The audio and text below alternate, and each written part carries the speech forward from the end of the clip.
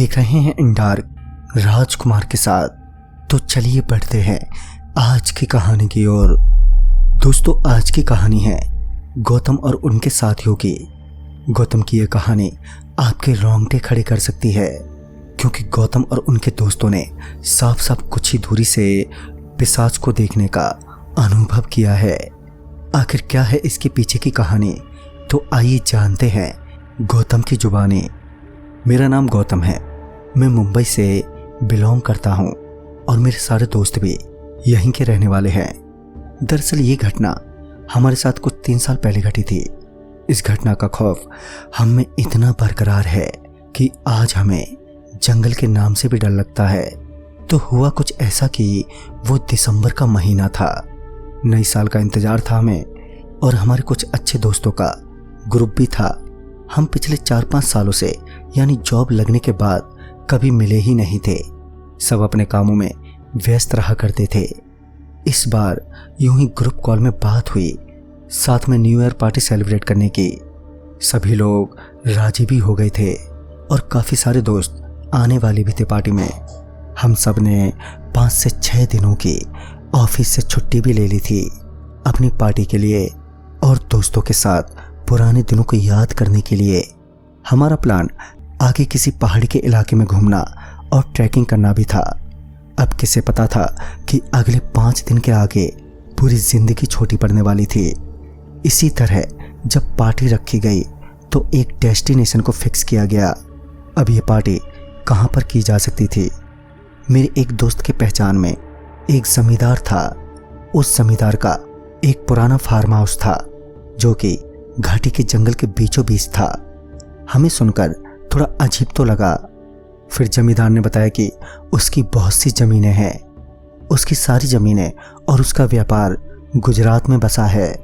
उसका ये farm house पुश्तैनी है, इसी कारण यहाँ पर उसका आवाजाही कम रहता है। खैर, हमने उस फार्म हाउस को हफ्ते भर के लिए रेंट पर ले लिया। यह हमारे लिए बहुत ही अच्छी बात थी, क्योंकि एक तो फार्म हाउस जंगल के बीचों बीच था। इसी वजह से अब हमें सारी रात शोर मचाने की पूरी आज़ादी थी। साथ ही हम जंगल के सुंदर वातावरण का आनंद भी ले सकते थे। बस फिर 31 दिसंबर की दोपहर को हम कुछ 10 से 15 दोस्त वहाँ पर इकट्ठा हुए। सारे लोगों ने मिलकर तैयारी कर ली पार्टी मनाने की, और शाम 7 बजे तक लगभग सारे ही दोस्त वहाँ पर आ चुके थे। बस फिर पार्टी स्टार्ट हुई। हम लोगों ने लगभग रात के 1 बजे तक खूब मज़े किए। इसके बाद कुछ लोग थक गए थे तो कुछ नशे में भी थे। तो जिन्हें थकान महसूस हो रही थी तो वो अंदर के कमरे में जाकर सो सकते थे। मुझे भी दरअसल बहुत आलस आ रहा था, तो मैं भी अंदर के कमरे में गया और जाकर आराम से सोने लगा। अंदर बड़ा सा एक कमरा था जिसमें अलग बेड लगे थे। मैं अपने बेड पर जाकर आराम करने लगा। मेरे बगल में आदित्य था। हम लोग कुछ समय बातें करते रह गए और फिर कुछ ही देर बाद मेरी आंख लग गई। मुझे अभी थोड़ी गहरी नींद आ ही रही थी कि तभी अचानक दरवाजे पर जोर जोर से दस्तक होने लगी। बाहर से सब चिल्ला रहे थे और कह रहे थे कि दरवाज़ा खोल जल्दी से। मैं फौरन अपने पलंग से उठा और जल्दी से दरवाज़ा खोला। मैंने देखा सारे लोग मेरे कमरे में कांपते हुए घुस आए और उनमें से एक ने दरवाजे को तुरंत ही बंद कर दिया। मुझे और आदित्य दोनों को कुछ समझ नहीं आया। मैंने सबसे पूछा, अरे भाई, आखिर बात क्या है?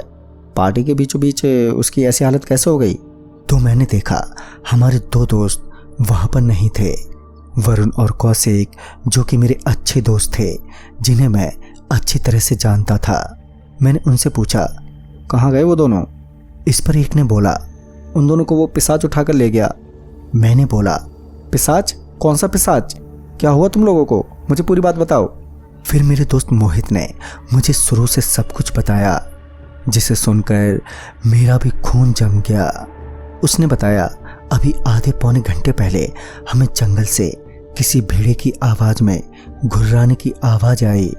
डीजे का साउंड इतना तेज था, बावजूद उसके हमें वो गुर्राहट की आवाज़ साफ साफ सुनाई दी। हम सभी को उस समय एक धक्का लगा, लेकिन उसकी गुर्राहट ने हमारे मन में एक्साइटमेंट पैदा कर दिया। हम लोगों को लगा कि ज़रूर ये किसी जानवर की आवाज़ है या समूह में भेड़िए गुर्रा रहे होंगे। लेकिन तभी कुछ दोस्त बोले कि जिसमें हिम्मत है वो जाए और उन भेड़ियों की वीडियो बनाकर लाए। पहले तो ये बात बेतुकी लगी, पर बात अब शान पर आई थी। तो भला कौशिक और वरुण कहाँ किसी के सुनने वाले। कौशिक और वरुण जाने को तैयार हो गए। वैसे भी उन्हें एडवेंचर और टूर का बहुत शौक था।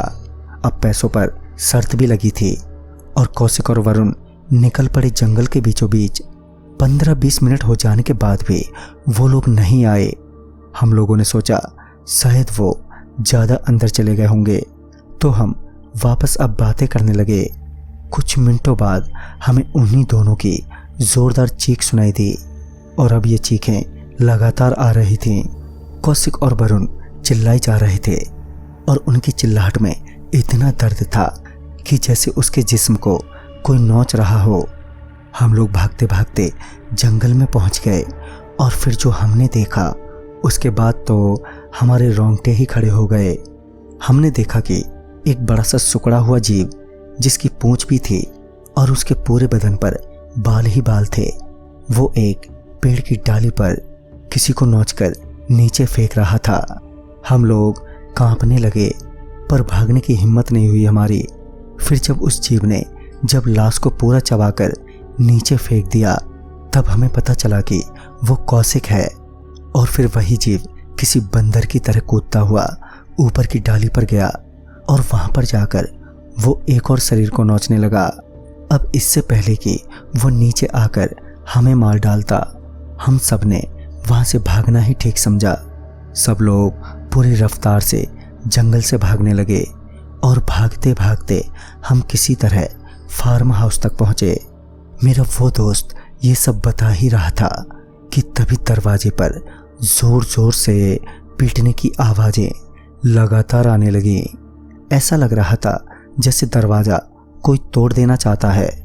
हम लोग अब अंदर से बहुत ज़्यादा डर गए थे, क्योंकि हम सारे ही लोग कमरे के अंदर लॉक थे। फिर बाहर से आखिरी सुनसान जंगल से कौन हो सकता है।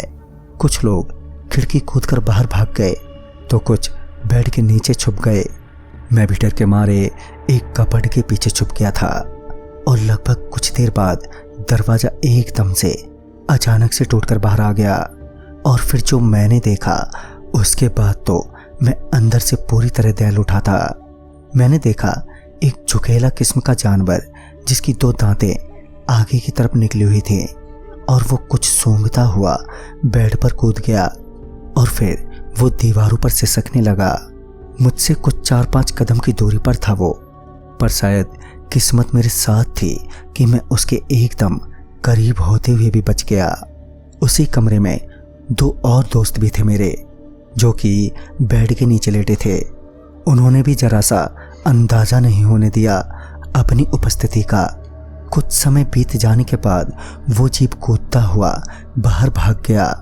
मैं सच बताऊं तो जब वो शैतान मेरे करीब था, तब मेरा शरीर अंदर से बिल्कुल कांप रहा था, क्योंकि मेरी एक गलती मेरी जिंदगी छीन लेती।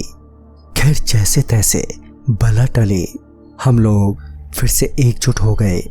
अब मन में बहुत डर था। मेरे कुछ दोस्त पहले से यहाँ पर ना रुकने को कह रहे थे, पर जिद और अच्छा फार्म हाउस होने के कारण हमारी यही गलती आज हमारी जान पर बनाई थी। लेकिन किस्सा यहीं ख़त्म नहीं हुआ था। हमने महसूस किया कि हमारे ऊपर के अल्बेस्टर पर सरसराहट हो रही है।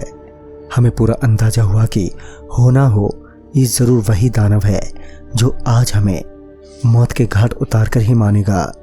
दरवाज़ा भी टूट चुका था।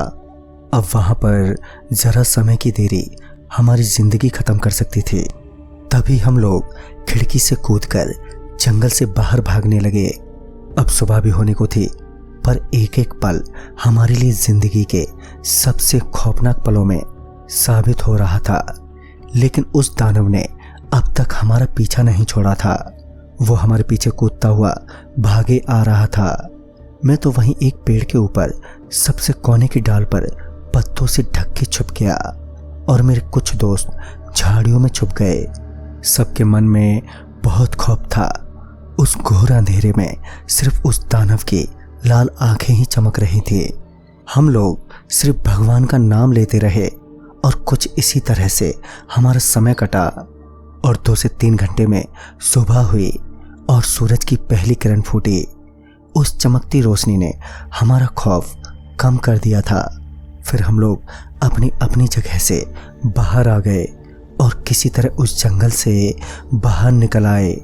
तब कहीं भी आसपास वो पिशाच नहीं था। हम लोगों ने भगवान का बहुत शुक्रिया किया। साथ ही हमें अफसोस भी था क्योंकि हमारे 2 दोस्त बड़ी दर्दनाक तरीके से मारे गए थे। हम लोग एक चाय के स्टॉल पर रुके थे। जब उस चाय वाले ने हमारी हालत देखी तो उसने हमसे पूछा तो हमने कल रात का घटा सब कुछ बता दिया। इसके बाद उस चाय वाले ने कहा, इस जंगल में एक पिशाच घूमता है जिसे अगर आपकी खून की एक बूंद की सुगंध भी लग जाए तो वो आपको पूरी तरह से निगले बिना नहीं छोड़ेगा। लोगों का कहना है कि ये पिशाच देख नहीं सकता, शायद इसी वजह से कल रात आप लोग बच गए। उस आदमी ने जिसने आपको ये फार्म हाउस दिखाया था उसे खुद इस बारे में नहीं पता था। जहाँ तक कि लोगों का मानना है कि इस जंगल में कोई पशु नहीं है और इस जंगल में किसी राक्षस या दानव का वास है जो कि अपने शिकार को बड़ी दर्दनाक मौत देता है। उस घटना के बाद कभी मुझ में या मेरे साथियों में हिम्मत नहीं रही कि अब हम किसी जंगल के बारे में सोच भी सकें। सच में ये हमारी जिंदगी का सबसे खौफनाक अनुभव था। तो दोस्तों, इस कहानी में बस इतना ही। तब तक के लिए बाय एंड टेक केयर।